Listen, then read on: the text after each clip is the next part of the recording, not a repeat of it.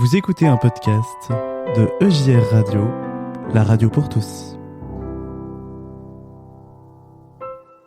C'est l'heure du conte, le cambrioleur.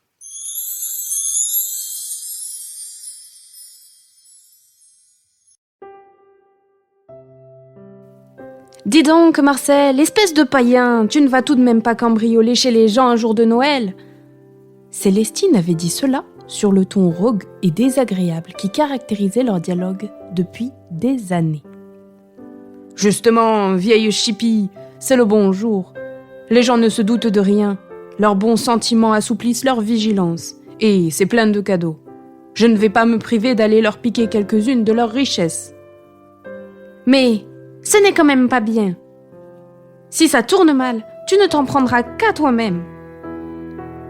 Garde tes scrupules pour toi et laisse-moi travailler. J'ai repéré une maison dans laquelle je vais pouvoir pénétrer sans me faire remarquer. Ça, c'est du boulot.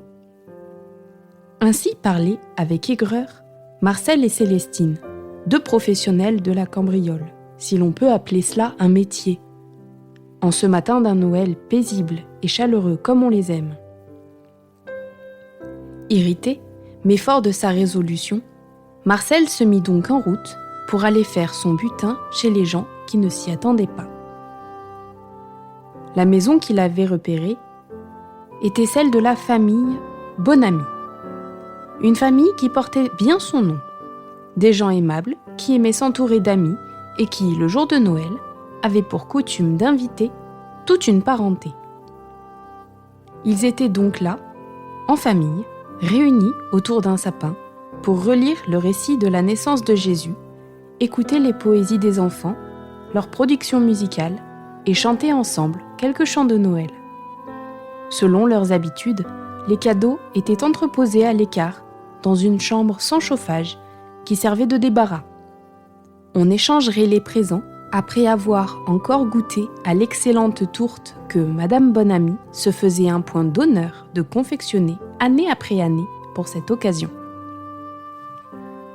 C'est précisément le moment que Marcel, notre cambrioleur, choisit pour tenter de s'introduire dans la villa des Bonamy sans se faire remarquer.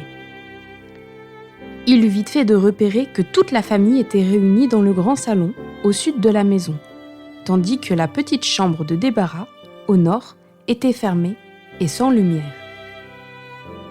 Il attendit que les Bonamy et leurs invités fassent assez de bruit pour qu'on ne l'entende pas. D'un geste sûr, il cassa un carreau pour pouvoir ouvrir la fenêtre de l'extérieur et n'eut pas de peine à entrer dans ce rédit qu'il trouva encombré des cadeaux aux emballages multicolores que la famille Bonamy et ses invités n'avaient pas encore échangés. « Bonne affaire !» se dit Marcel. « Je ne croyais pas si bien tomber. Je n'ai plus qu'à choisir. » Mais, au même moment, la porte s'ouvrit. Quelqu'un, c'est-à-dire Julien Bonamy, le papa, alluma la lumière et tout interloqué lui dit « Mais que faites-vous là ?» Il était trop tard pour s'enfuir. Loin de perdre son sang-froid, Marcel lui répondit avec aplomb « Eh ben, vous voyez, j'allais faire mon choix, mais vous ne m'en avez pas laissé le temps. »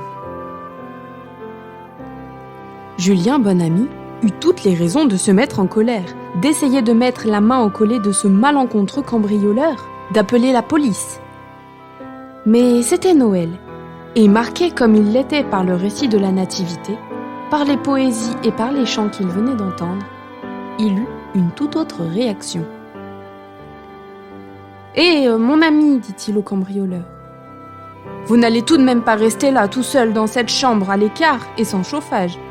Venez donc fêter Noël avec nous. » Marcel, d'habitude, avait la répartie facile. Mais là, c'était si inattendu qu'il en resta bouche bée et, pris de court, ne put que répondre. « C'est très aimable de votre part. Je ne voudrais pas abuser, mais si cela peut vous faire plaisir... » Et il emboîta le pas de Julien, qui l'entraînait vers le salon. On imagine la surprise de la famille Bonamy et de ses invités. Ils attendaient Julien, les bras chargés de cadeaux, et voilà qu'il revenait accompagné d'un inconnu. « Nous avons un invité surprise !» dit-il en entrant. « Mais au fond, ajouta-t-il en se tournant vers le cambrioleur, comment vous appelez-vous et que faites-vous dans la vie ? Je m'appelle Marcel. Et puis je suis... Vous êtes quoi ? Dites-le nous ! Et justement, c'est difficile à dire, surtout aujourd'hui. Je suis cambrioleur. Ah bon ? Et vous vouliez nous cambrioler ? Hélas, oui. Il faut bien que je gagne ma vie. Alors, pour une fois, c'est raté. Bien raté, expliqua Julien. Tant pis pour vous. Vous allez devoir fêter Noël avec nous.